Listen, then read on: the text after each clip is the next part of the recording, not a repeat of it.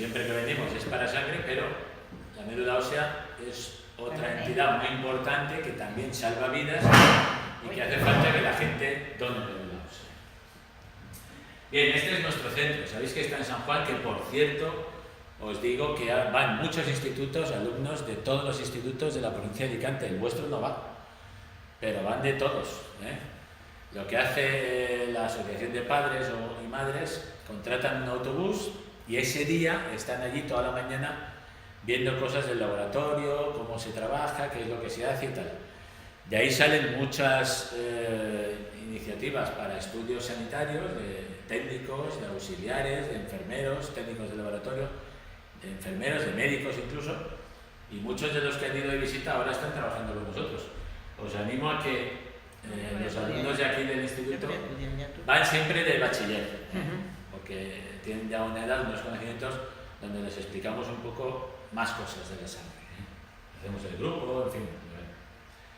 Este es el centro que está en San Juan y que, bueno, pues es vuestra casa, podéis ir cuando queráis y os la enseñamos gustosamente, ¿vale? Y veis cómo trabajamos. Es en nuestra página web. El centro empezó la actividad en el año 87.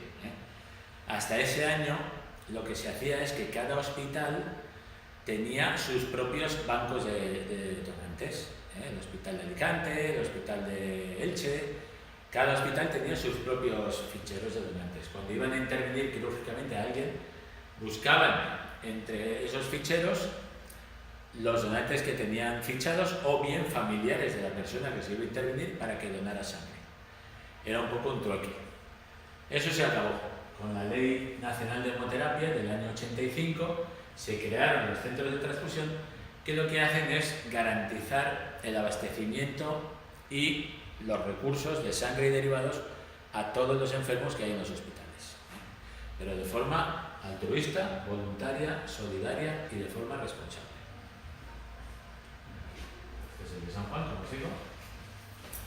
La historia es fascinante, desde luego, porque empieza curiosamente pues haciendo extracciones. Este es el Papa Inocencio VIII, es muy curioso porque al principio este hombre cayó enfermo y pensaban que cogiendo sangre de niños se iba a sanar, a curar. Sacaban sangre a los niños y se la daban a beber. Nada iba bien, desde luego. Los niños no salieron adelante, pero es que el Papa tampoco. Después hicieron experimentos ya con animales, cogían perros, les extraían sangre y pasaban la sangre del animal a la vena del paciente. El perro está vivo, está atado ahí, que no se mueve, pero su corazón está latiendo. Se suponía que el animal que está vivo y sano iba a sanar al enfermo. Y como el enfermo tiene su sangre que está mala, pues se la extraían por el otro antebrazo, que es lo que sale aquí en el dibujo. No es que salga así el chorro, eso es una representación, pero como cuando hacemos un cambio de aceite a los coches, ¿no? Pues pensaban eso. También es un error, porque la sangre de animales no vale para los humanos. Y es que la sangre es un tejido que relaciona todo nuestro organismo, la temperatura corporal, el aporte de oxígeno, el desecho de CO2, muchísimas funciones y muchísimas estructuras están gracias a lo que es la sangre.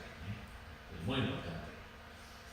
Básicamente los componentes son esos que veis ahí. Tiene una parte líquida, que es el plasma, y una parte sólida, que son las células, glóbulos rojos, también de Matías se llaman, glóbulos blancos, leucocitos y las plaquetas.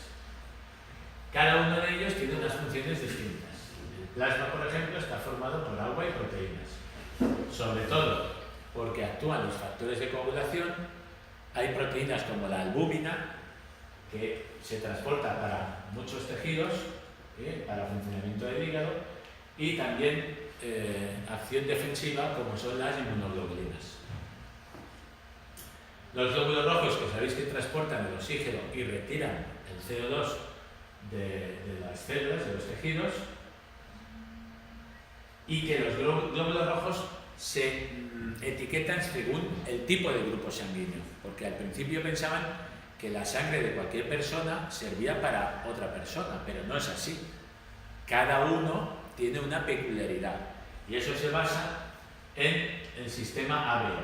Sistema ABO que descubrió la Steiner en el año 1901 y que le puso letras. Él de ese día le puso letras según el tipo de proteína que había en la superficie. Grupo A, grupo B, los dos, que es el AB, y ninguno, que es el O. Ojo, el O, que también se reconoce como grupo 0. Cada uno de ellos tiene el anticuerpo contrario. El grupo A tiene el anticuerpo de los B. El grupo B tiene el anticuerpo de los A. El AB no tiene los dos, porque si no se autodestruiría. Y el 0, que no tiene antígenos, sí que tiene los dos anticuerpos. ¿Vale? ¿Eso qué quiere decir? Pues que si yo soy del grupo A y le pongo sangre a una persona que sea del grupo B, como el grupo A tiene anticuerpos contra el grupo B, va a reaccionar enormemente esas células unas con otras. Se van a formar coágulos. Y evidentemente la vida es imposible. Se formarán coágulos dentro de sus venas y arterias. Esa persona no puede vivir. Por eso es tan importante que tengamos los grupos sanguíneos y por eso cada vez que se plantea hacer una transfusión es que te ponen sangre porque la necesitas, estás enfermo, hay que hacer lo que se llaman las pruebas cruzadas, siempre. Aunque yo lleve una cadena que pone que soy del grupo A positivo, es igual. Siempre hay que hacer las pruebas cruzadas, porque el error sería garrafal si nos equivocáramos y pusiéramos sangre de un grupo que no corresponde, porque esa persona ya es difícil que pueda vivir. ¿Vale?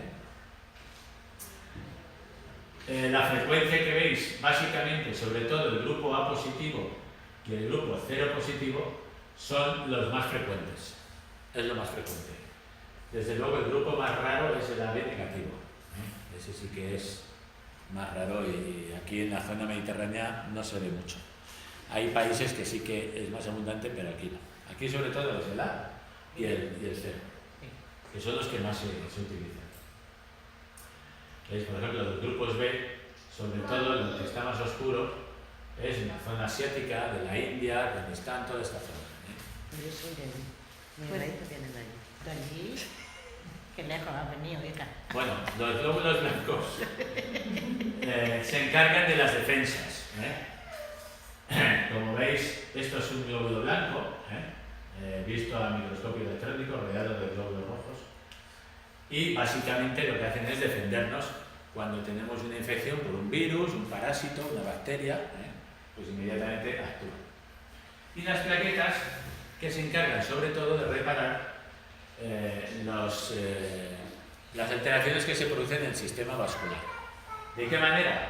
Pues actuando para taponar esas hemorragias que se producen y que esa persona no se desangre. Gracias a las plaquetas se forma como un tabique de ladrillos. Realmente, fijaros, se agrupan unas a otras y lo que hacen es taponar para que no sangre. Una persona que le hacen un análisis simplemente con poner el dedo y apretar un poquito, las plaquetas ya actúan y al rato quitamos el dedo y no sangra. Una persona que no tenga plaquetas, aunque yo haga esto y quite luego el dedo, va a seguir con hemorragia. Por eso son importantes las plaquetas. Bueno, la donación de sangre es muy importante que tengamos el concepto claro de que debe ser voluntaria, no se obliga a nadie. La gente que va a donar es porque quiere. Y de forma altruista. Que lo llamen otra vez por poder. No espera nada a cambio. Lo hace pues por solidaridad con las personas, ¿no? Esta es una donación que se hizo en Novelda hace un año y que fue de polideportivo. Bueno, fue muchísima gente, unas 400 personas. Para donar sangre, la edad que se requiere es de 18 a 65 años, pesar como mínimo 50 kilos, porque no se puede extraer más del 13% del volumen circulante. Esto es importante. Una persona que pese menos de 50 kilos, como siempre extraemos la misma cantidad, que son 450 centímetros cúbicos, extraeríamos más del 13%, por lo tanto, esa persona acusaría esa donación. Tendría mareo, palidez, sudoración. Queremos evitar eso. Entonces, ¿Y no pueden andar después? Para evitarlo es por lo que pedimos que pese como mínimo 50 kilos. ¿Vale? Y teniendo en cuenta que siempre las mujeres pueden donar 3 veces al año con respecto a los varones que son 4 veces al año, por el tema de la menstruación. ¿Vale? También es importante el estado físico. Pues, a ver, encontrarse bien de salud, no tener palidez, no estar cianótico, que no puedes oxigenar, no tener fatiga o tener los ojos amarillos. Tiene que tener uno un aspecto de sano, de estar sano. Y luego sí que hay algunas profesiones o aficiones pues que hay que llevar cierta precaución. Todo aquello que suponga un riesgo para el donante o para otras personas, por ejemplo, si es un conductor de autobús público, pues hay que pensar que puede marearse, puede tener un incidente, un accidente con el autobús. Entonces, esas circunstancias hay que tenerlas previstas y evitar que haga esos trabajos o esas aficiones o esas profesiones que requieren de riesgo para él o para otras personas, evitar realizar eso en 12 horas. Conductores de ambulancia, conductores de transporte público, policías, bomberos, pilotos, en fin. No, es que me voy ahora a hacer buceo, pues tampoco. O sea, todo eso hay que tenerlo muy en cuenta y esperar las 12 horas, ¿vale? Que tampoco se trata de que yo donde me quedo en la cama ya hasta el día siguiente, no. Puedo hacer una vida normal, pero evitando todo lo que suponga un riesgo.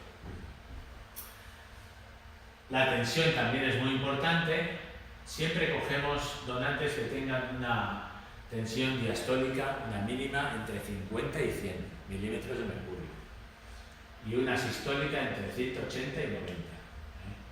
Esto sí, es importante. Y además detectamos muchos hipertensos que no están tratados y que luego los remitimos a sus médicos del centro de salud, donde ya reciben un tratamiento, porque ellos no saben que son hipertensos y no están controlados. Y la hemoglobina, pues que también lógicamente lo tenemos que ver para evitar sacar sangre a personas que no pueden donar porque tienen una hemoglobina baja. En varones pedimos una cifra igual o superior a 13,5 y en mujeres 12,5 gramos de cilindro. ¿Vale? Bueno, pues se hace la entrevista, se comprueba la identidad, se ve que esté todo filmado, se toma la hemoglobina, se hace la tensión. La extracción no dura más de 8 o 10 minutos, una extracción normal. Después de donar te damos un bocadillo, un refresco, unos sándwiches. Y sí que es importante que el día que donas, pues no hagas ejercicio y no cojas peso. Este es el cuestionario. Aquí lo veis muy enrevesado, pero realmente es marcar sí o no a estas preguntas. ¿Pesa usted más de 50 kilos? Pues sí. ¿Toma alguna medicación? Tal. O sea, son preguntas muy sencillas. Y si hay alguna duda, el médico es el que va a daros la respuesta a las dudas que podáis tener. Pero las preguntas son muy sencillas. ¿Y ese cuestionario se rellena cada vez que vas a hacer una extracción? ¿Siempre? Siempre. Sí, porque de una donación a otra las cosas pueden cambiar. Entonces, cada vez que se dona hay que cumplimentar. Bueno, el Centro de Transfusión de la Comunidad Valenciana necesita diariamente 700 unidades. Os puedo decir que la provincia de Alicante necesita diariamente 250 unidades. Cada día hay que intentar que 250 personas, que son distintas las de un día de otro, claro, vayan a poner el brazo para que una enfermera le meta una aguja y done sangre. Todos los días. 250 personas, cuesta, Los que tienen mucho miedo les decimos eso. Son de palo, ¿qué cuando tienen? Todos los días es el consumo medio que tenemos establecido en los hospitales. 250 bolsas cada día. Esa es la media, incluidos sábados, domingos y festivos. Todos los días, todos los hospitales de la provincia de Alicante consumen 250 bolsas. Y eso viene de al menos todos los días 250 personas que van a donar sangre. Bien, aquí os he puesto algunos consumos, por ejemplo, para una prótesis de cadera, abuelitos que caen y hay que ponerles, porque si fracturan la cadera hay que ponerles una cadera, pues básicamente la media está en 2 bolsas. Las rodillas es una bolsa, la columna son 5, con cirugía cardíaca ya la cosa cambia, puede ser mucho más, incluso en pacientes que requieren trasplante de médula, pues puede dispararse a más de 50 bolsas desde que se diagnostica. sea, es una barbaridad, se consume muchísimo. De hecho, las plaquetas, últimamente se nos ha disparado el consumo en pacientes de trasplantes, no solamente de médula, sino de otro tipo de trasplantes. En Alicante se está haciendo mucho hígado, se está haciendo mucho riñón, prácticamente 2 riñones cada semana, eso es una barbaridad. Hígados, pues casi un hígado cada semana y media. Que no penséis solo en el que dona el hígado, es el que dona el hígado más los donantes de sangre que aportan la sangre para quitar el hígado enfermo y poner el hígado sano, que eso a veces no se dice. Bueno, y eso es básicamente la donación de sangre. Yo creo que si os ha quedado claro o tenéis alguna pregunta, alguna duda, pero creo que ya lo conocíais y ya sabéis un poco en qué consiste. Sí que es un poco más novedoso lo que os voy a contar ahora, que es la médula ósea. Ojo, la médula ósea hablamos porque hay un término que confunde la médula. Es que no quiero que me pinchen aquí. Esto es la médula, pero es la médula espinal. La médula espinal va por dentro del canal vertebral y transmite impulsos sensitivos y motores. Mi cerebro dice, levanta la pierna derecha, va por la médula espinal. No tiene nada que ver con la médula ósea, no lo confundáis. Médula, al fin y al cabo, es un continente dentro de un contenido, pero al decir ósea nos referimos a la que está dentro de los huesos. La que está dentro de los huesos, en el interior de los huesos. Y es lo que la gente llama el tuétano, que muchos chavales y muchos de nosotros lo hemos probado, me imagino. Pues el tuétano no es más que la médula ósea. Eso es, efectivamente. ¿Vale? Pero que no lo confundáis con la médula espinal. Es una verdadera fábrica de sangre. O sea, las células que se producen, que están en la médula ósea, que se llaman células madre, o en inglés se llaman stem cell, esas células son capaces de producir diferentes diferenciaciones celulares. Pueden producir glóbulos rojos, glóbulos blancos y plaquetas. Y todas nacen de una, que es la célula madre. ¿Qué ocurre? Que si esa célula madre enferma, todo lo demás enferma. Todo lo demás enferma. Por eso es tan importante que vayamos a la raíz del problema, y cuando detectamos una persona que tiene una enfermedad congénita, que tiene un linfoma, que tiene una enfermedad degenerativa o que tiene una leucemia, vamos a la raíz del problema. Si no lo podemos tratar con quimioterapia o radioterapia, lo que hacemos es a la raíz. ¿Qué es lo que está mal? ¿Las células madre? Vamos a eliminarlas y vamos a poner células madre sanas de un donante sano. Eso es lo que hacemos. ¿Vale? Bueno, hay 2 tipos de trasplante. Ya estamos hablando del trasplante. El trasplante autólogo. ¿Esto qué es? ¿Cómo que autólogo? Pues que cuando me diagnostican la enfermedad, en los primeros estadios, me extraen células madre a mí, me las guardan, se actúa sobre mi médula ósea con el tratamiento que requiera, o bien quimioterapia o bien radioterapia, y una vez que ya hemos aniquilado esas células malignas, claro, yo necesito células sanas, si no, no puedo vivir. ¿Qué es lo que hacen? Cogen esas células inicialmente que habíamos apartado y me las vuelven a poner, me las reinfunden. Se hace una reinfusión de células madre del propio paciente. No sé si me habéis entendido esto. ¿Me habéis entendido? Sí. Claro, esto es fantástico porque evitamos complicaciones como el AIDS. El AIDS es la enfermedad de injerto contra huésped. Es una cosa, es una entidad que los médicos siempre vamos detrás de evitar esto, lo que se llama el rechazo. ¿Ha tenido rechazo? Bueno, como son tus propias células, no las rechazo porque son las tuyas. Pero aquí se plantea un problema importante. ¿Quién me garantiza a mí que esas células que yo he apartado al principio del diagnóstico no llevan células tumorales que entren otra vez en mi cuerpo? ¿Me seguís? Sí. Entonces, ese es el problema. Ese es el problema. pueden entrar células tumorales que en el futuro pueden volver a desarrollar una patología tumoral. No vamos a tener rechazo, porque son mis células, pero nadie puede garantizar que esas células sean todas sanas al 100%. ¿Vale? Trasplante autólogo. Yo soy el enfermo, yo soy el donante. Luego está el alogénico. El trasplante alogénico es el que no hay relación de parentesco entre donante y receptor. De una base de datos buscan a alguien que sea compatible y de esas células de ese donante sacamos las células madre y se las ponemos al paciente. Ese es el alogénico. Se busca un donante compatible.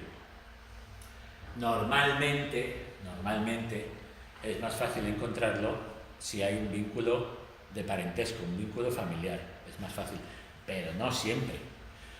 Aproximadamente viene a ser entre el 20 y el 30%. Pero hay un 70-80% que no hay posibilidad. En ese caso, tenemos que recurrir a la base de datos, a los donantes, a los que nos hacemos donantes. ¿De acuerdo? La ventaja del alogénico es que no hay células tumorales, puesto que es de una persona que está sana, no hay células tumorales, pero sí que puede tener injerto contrapuesto, puede haber reactividad y puede haber rechazo. Esto es lo que le pasó, no sé si conocéis el caso de Pablo Raez, a lo mejor no sé si me seguís de lo que estoy hablando, un chaval que lamentablemente, ¿sabéis, no?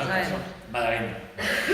Pues en el Congreso de Estudiantes de Medicina, que hacemos en Alicante todos los años, invitamos a Pablo hace 2 años que viniera a hablarnos. Y ya fue cuando tuvo la recaída y ya no pudo venir. Y este año, este curso pasado, invitamos, hasta luego, gracias por venir, invitamos al padre de Pablo, que sí que vino. Y sí que os adelanto que, como Pablo, hay muchos Pablos, pero Pablo consiguió una concienciación sobre la donación de médula que nadie había conseguido aquí en este país. Nadie. De hecho, la frecuencia de donación aumentó un 30%. Y ya os digo, como él, hay mucha gente como Pablo.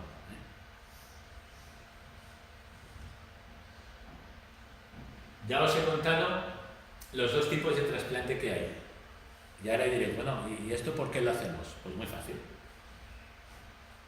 Hay unas células normales que van decreciendo hasta que el paciente ya no puede vivir si no tiene células sanas, ¿no?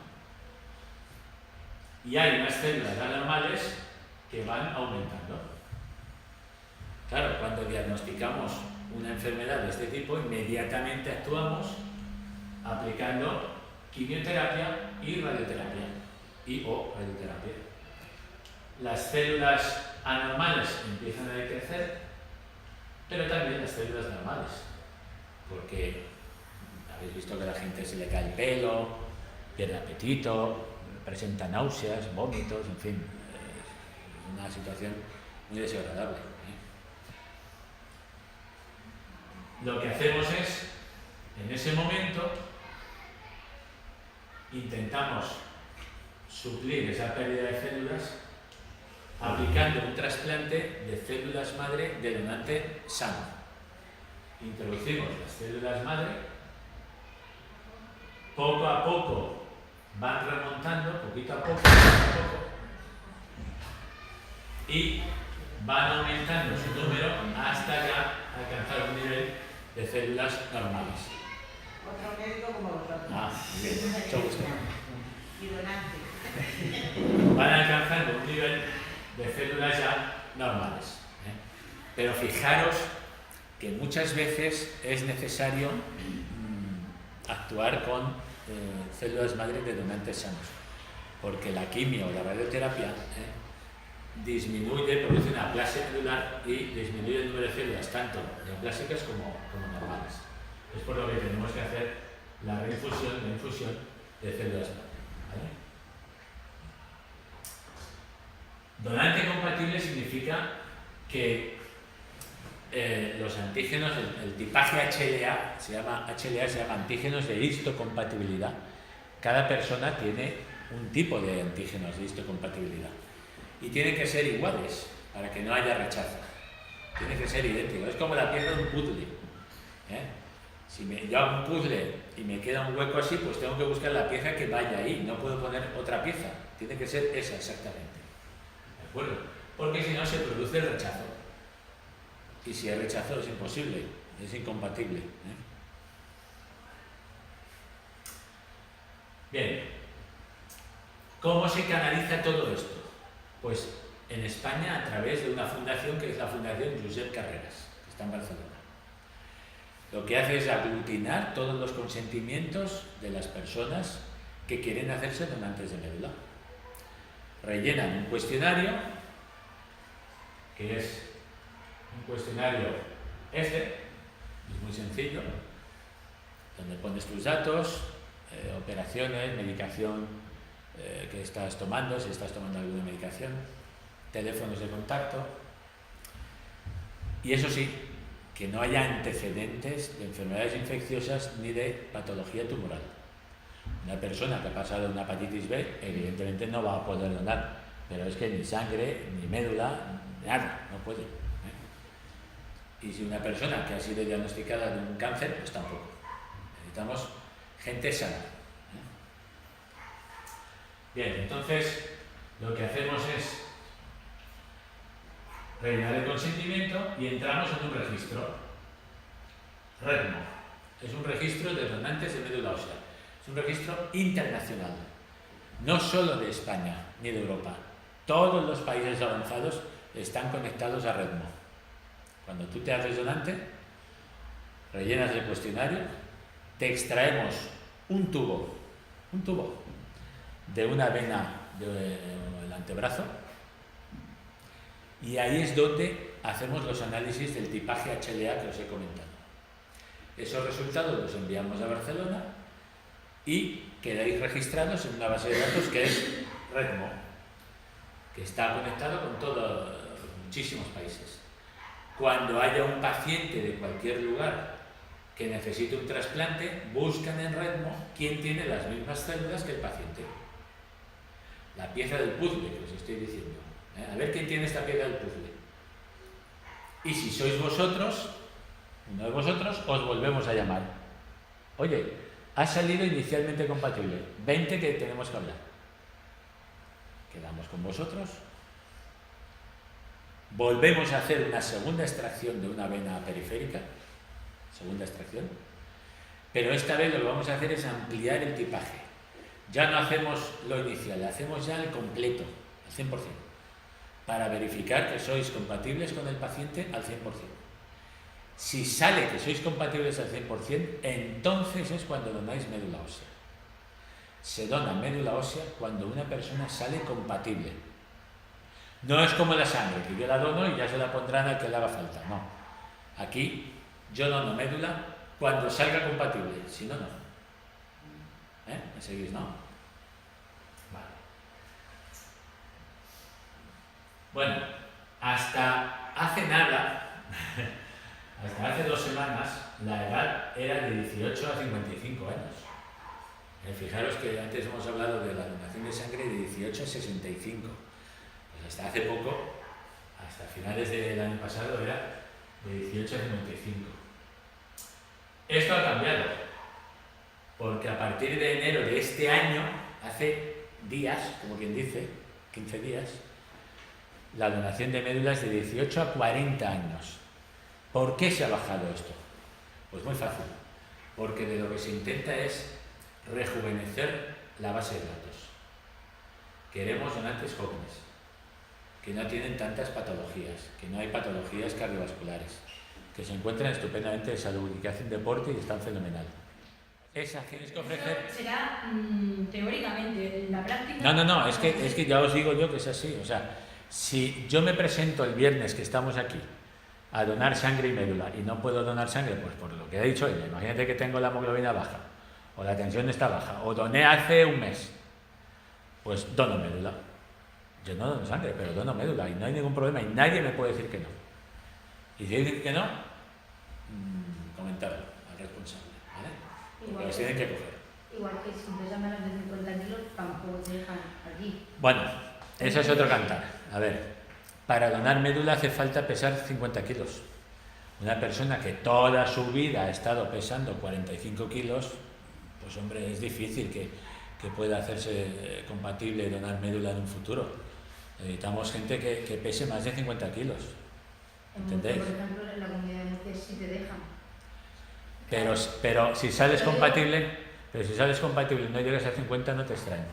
Aunque sea para, por ejemplo, a lo mejor el donante pesa 15 kilos y no hace falta que tú... Pero eso ya es un donante emparentado, eso es distinto, Ah, eso es diferente. ya, pero quiero decir, si tú estás en el registro y por circunstancias, yo qué sé, a lo mejor me registré y pesaba 55 y ahora peso 48 y me han sacado como... y he salido como que soy compatible con alguien. Sí. Hombre, me te echan faltan... me echan para atrás porque me falta peso si el donante no pesa mucho o Te podría faltarían 2 kilos. Yo creo que 2 kilos se puede recuperar fácilmente si no hay nadie más y tú eres la única que puede salvarle la vida a esa persona. Lo que te quiero decir es que una persona que pesa 45 kilos toda su vida, muy delgadita, pues no tiene mucho sentido que se presente a donar médula si el día de mañana le llaman y sigue pesando 45 kilos. No sé si me entendéis. O sea, antes cogemos a alguien que pese más de 50. ¿Por qué? Porque la repercusión que va a tener es que se puede marear, puede tener hipotimia, o sea, hay que llegar a un mínimo de peso, lo que hemos hablado antes, del volumen. Bueno, os ha quedado claro que si donáis sangre y médula y no podéis donar sangre por el motivo que sea, os tienen que extraer muestra para médula. Lo he repetido y lo he dejado claro, ¿vale? Una pregunta, cuando donas sangre siempre se dona 450 en la bolsa, pero cuando donas médula la cantidad siempre es la misma o depende del receptor. Depende del receptor. Sí. Lo que os he dicho, hacemos una analítica para ampliar el estudio de compatibilidad del tipaje HLA para ver que efectivamente eres compatible. La probabilidad en donantes emparentados es entre el 20 y 30% de compatibilidad y entre el 70 y 80% de incompatibilidad. La probabilidad de donantes no emparentados, es decir, que donante y receptor no hay vínculo familiar, la probabilidad es de 1 entre 45.000. ¿Cuántos habitantes tiene Pilar? 25. ¿25? Pues matemáticamente aquí no hay nadie que los pueda ayudar. Porque necesitaríamos 45.000 personas para al menos encontrar uno compatible. Sí, muy difícil. No es imposible, pero es difícil. Entonces el consentimiento, que os he comentado antes. ¿Y esto es cómo lo hacemos? Hemos visto qué procedimiento, qué requisitos y cómo lo hacemos si sales compatible. Pues hay dos métodos. El método tradicional, que es la punción ósea. Antes pinchábamos esternón, pero ahora esternón requiere anestesia general. La anestesia general sabéis que puede tener su repercusión en algunas personas. Entonces, para evitar eso, utilizamos epidural de cintura para abajo, pinchando cresta ilíaca. Pinchamos las crestas ilíacas. Ahí hay una cresta ilíaca y otra. Aprovechamos las dos crestas ilíacas cuando hacemos la epidural para extraer las células. Cuando ya tenemos la cantidad suficiente, esas células que previamente ya sabemos que son compatibles a priori, son las que vamos a transfundir al paciente. ¿Vale? Esto hoy día se hace en quirófano y viene a ser un 20% aproximadamente. 2 de cada 10 personas hacemos punción ósea. Quiere decir que el 80%, 8 de 10, hacemos el otro método, que es la máquina de aféresis. Muchísimo mejor, menos cruenta no requiere ingreso porque la punción ósea, como os digo, se hace en quirófano, en medio estéril, y os quedáis una noche ingresados. Si al día siguiente estáis sin fiebre y os encontráis bien, os dan el alta, pero hay que estar vigilantes porque puede haber infecciones. Tened en cuenta que hay que coger una aguja y entrar dentro del hueso y extraer las células. Y luego tener una analgesia porque duele. Pero el otro método es mediante una máquina de aféresis. ¿En qué consiste? Y es el que más hacemos ahora. Consiste en que te administramos una medicación subcutánea, como si fuera la insulina de un diabético, pero no es insulina. Es lo que se llama factor estimulante de colonias, se llama así, que lo que hace es aumentar enormemente la producción de células madre. Hace que se produzcan muchas, tantas que ya no quedan dentro de los huesos, salen al torrente circulatorio. Eso tarda unos 5 o 6 días. ¿Y qué es lo que hacemos? Pues a los 5 o 6 días aprovechamos para conectarte a una máquina. Esta.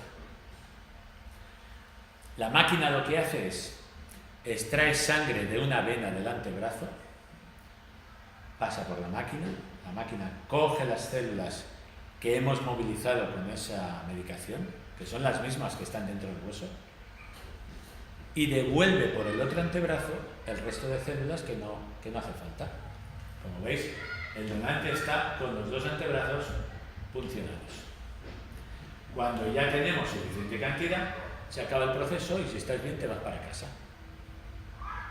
O sea, muchísimo más, mucho mejor este método. Entonces, ¿quién elige el método? ¿El profesional médico o el donante? Pues el médico. ¿Y en qué nos basamos? En 2 cosas. En la patología del paciente, hay gente que necesita más células, otros menos, y en el acceso venoso. Tienes que tener un buen acceso venoso, unas buenas venas, para que la máquina pueda trabajar con buenos flujos y no tenga dificultad en recoger esas células. Si las venas son estrechas, pequeñas, pues no se puede. Tenemos que ir a la punción ósea. ¿Qué? Lo que hacemos es, como os he dicho, entramos con un troca, con una aguja de acero, dentro del hueso esponjoso, lo que es la cresta ilíaca, bajo anestesia epidural, extraemos esas células